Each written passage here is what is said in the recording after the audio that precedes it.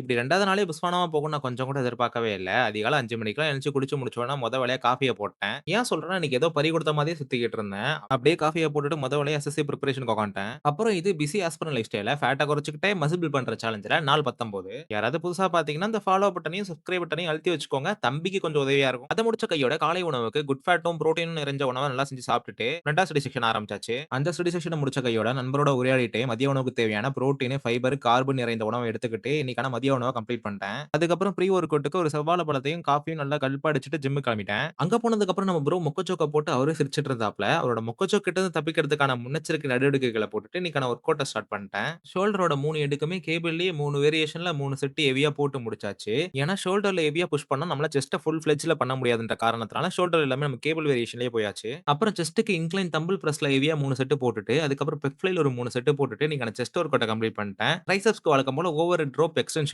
அதுக்கப்புறம் ஒரு incline skull கிரஷரும் போட்டுட்டு இன்னைக்கான ட்ரைசெப்ஸ் ஒர்க் அவுட்ட கம்ப்ளீட் பண்ணியாச்சு. கார்டியோ பண்ணாம வீட்டுக்கு வந்ததுக்கப்புறம் மீதம் இருந்த அந்த சிக்கன சாப்பிட்டு இன்னைக்கான போஸ்ட் ஒர்க் அவுட்ட கம்ப்ளீட் பண்ணிட்டேன். கடைசி ஸ்டடி செக்ஷனையும் முடிச்சதுக்கப்புறம் இரவு உணவுக்கு 3 வீட் பிரெட், 3 வெள்ள முட்டைய சாப்பிட்டு இன்னைக்கு தேவையான 120 கிராம் புரோட்டீன்குள்ள நம்ம ஃபுட்ல இருந்தே எடுத்து நம்ம கம்ப்ளீட் பண்ணிட்டோம். மீண்டும் நாளை ஒரு புதிய நாள்ல, புதிய வீடியோல உங்கள சந்திக்கிறேன் காய்ஸ். பாய்.